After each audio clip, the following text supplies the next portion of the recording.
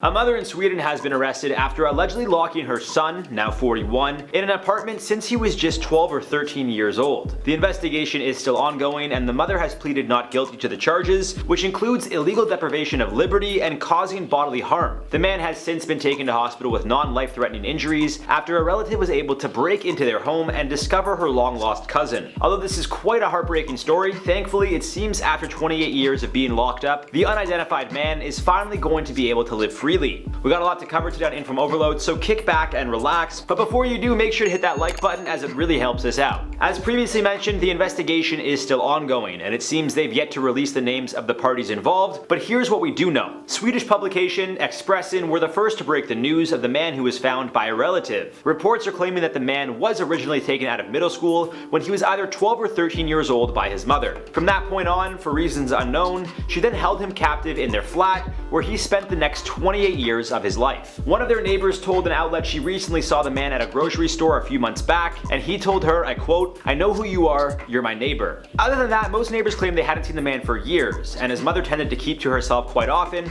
only making small conversation in passing. One neighbor explained, I quote, "They almost never went outside, never even opened the windows for fresh air. It's been holed up." And another admitted, I quote, "And when we've had renovations done in the building, how can no one have noticed? Workmen have been here." Clearly the neighbors of the man and his mother were just as shocked as everyone else to find out the man had been kept captive without anyone realizing. One neighbor also explained how his mother would talk about mundane things such as the weather. I quote them saying, "We talked about the small stuff, like you do. Sometimes I asked about the boy, and she just said he was fine and she never really talked about him." The same neighbor did mention it was strange that the same candlestick had been seen in the window for about 30 years. I quote, "But what can you do? How do you know what's going on behind closed doors? It's all so awful, you can't believe it's true." Clearly people knew something wasn't right, but they weren't sure to what extent. After hearing news that his 70-year-old mother had been admitted to the hospital for reasons unknown, a 41-year-old relative decided to break into their home to do some investigating. When she saw her cousin, she was in utter shock. As the relative explained, I quote, "There was urine, dirt, and dust. It smelled rotten. No one could have cleaned that home for many years. I'm in shock, brokenhearted, but at the same time relieved. I've been waiting for this day for 20 years because I figured out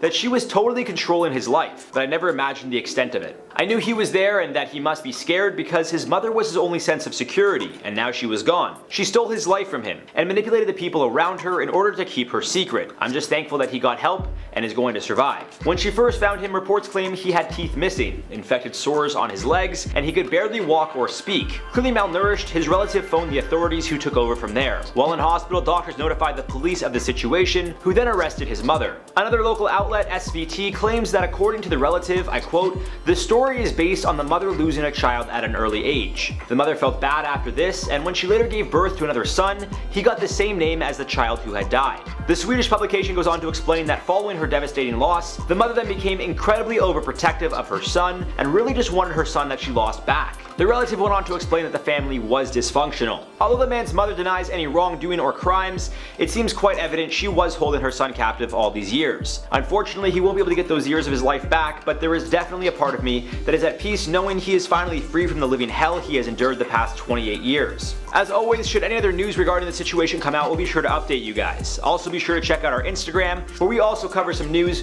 we may not make a video on. Let me know your thoughts on this one below. As always, wishing all those affected by this a very speedy recovery, and hopefully his mother, if found guilty, will be held accountable for her actions. For now, let's do some comment replies from the video. Nurse suspended after TikTok mocking COVID goes viral. Annie Maquette said, "This is the worst time for you to act stupid and put your main income in jeopardy, with people losing their jobs left and right." Yeah, I mean, I think just in general, like almost mocking your job. Not to say she was mocking her job, but like, you know, this is a nurse that obviously has dealt with a lot of, you know, COVID situations, I'm assuming, and she was just like, "Yeah, my kids still go on play dates, I don't wear a mask, this and that." It's like, bro, you're literally probably why it's still spreading. Victoria Parker James said, "Can't believe it's already COVID-19's 1-year anniversary." It's crazy to think about that. I mean, it's been more than a year now at this point, but it's wild. It's wild, like the lockdowns probably, in Canada at least, it was like around March everything started to lock down, I think. So it's crazy to think we're like 9 months in now or so, which is... Maria Corona said, "I live in Salem and I just want to say that her reckless actions do not represent the majority of Salemites." Salem, I looked it up and I saw it's like a little, I think it's a county in Massachusetts, but it's also the capital of Oregon. That's how you say it, right? It's Oregon, not Oregon, it's Oregon. Oregon?